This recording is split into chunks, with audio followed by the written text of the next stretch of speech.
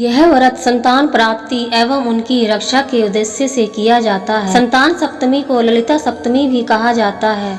ऐसा माना जाता है कि संतान सप्तमी के व्रत के प्रभाव से संतान की समस्त दुख परेशानियों का निवारण होता है। यह व्रत स्त्रियां पुत्र प्राप्ति की इच्छा हेतु करती हैं।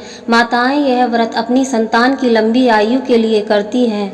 इस दिन भगवान शिव जी और माता पार्वती जी की पूजा की जाती है।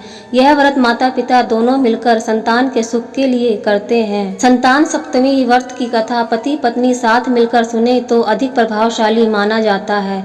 इस व्रत का उल्लेख श्री कृष्ण ने युधिष्ठिर के सामने किया था। उन्होंने बताया यह व्रत करने का महत्व लोमेश ऋषि ने उनके माता पिता देवकी वसुदेव को बताया था। माता देवकी के पुत्रों को कंस ने मार दिया था, जिस कारण माता पिता के जीवन पर संतान शोक का भार था, जिससे उभरने के लिए उन्हें संतान सप्तमी व्रत करने को कहा गया। अयोध्या का राजा था नहुष। उसकी पत्नी का नाम चंद्रमुखी था। चंद्रमुखी की एक सहेली थी जिसका नाम रूपमती था। वह नगर की ब्राह्मण की पत्नी थी। दोनों ही सखियों में बहुत प्रेम था। एक बार वह दोनों सरयू नदी के तट पर स्नान करने गईं। वहां बहुत सी स्त्रियां संतान सप्तमी का व्रत कर रही थीं। उनकी कथा सुनकर इन दोनों सखियों ने भी पुत्र प्राप्ति के लिए इस व्रत को करने का निश्चय किया, लेकिन घर आकर वह दोनों भूल गई। कुछ समय बाद दोनों की मृत्यु हो गई और दोनों ने पशु योनि में जन्म लिया। कई जन्मों के बाद दोनों ने मनुष्य योनि में जन्म लिया। इस जन्म में चंद्रवती का नाम ईश्वरी एवं रूपमती का नाम भूषणा था। ईश्वरी राजा की पत्नी एवं भूषणा ब्राह्मण की पत्नी थी। इस जन्म में भी दोनों में बहुत प्रेम था।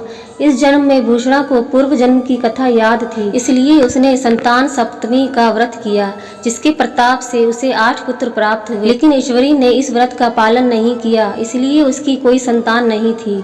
इस कारण उसे भूषणा से ईर्ष्या होने लगी थी। उसने कई प्रकार से भूषणा के पुत्रों को मारने की कोशिश की, लेकिन उसके भूषणा के व्रत के प्रभाव से उसके पुत्रों को कोई क्षति न पहुंची। थक हार कर ईश्वरी ने अपनी ईर्ष्या एवं अपने कृत्य के बारे में भूषणा से कहा और क्षमा भी मांगी। तब भूषणा ने उसे पूर्व जन्म की बात याद दिलाई और संतान सप्तमी के व्रत को करने की सलाह दी। ईश्वरी ने पूरे विधि विधान के साथ व्रत किया और उसे एक सुंदर पुत्र की प्राप्ति हुई। इस प्रकार संतान सप्तमी के व्रत का महत्व जानकर सभी मनुष्य पुत्र प्राप्ति एवं उनकी सुरक्षा के उद्देश्य से इस व्रत का पालन करते हैं। जय भोलेनाथ।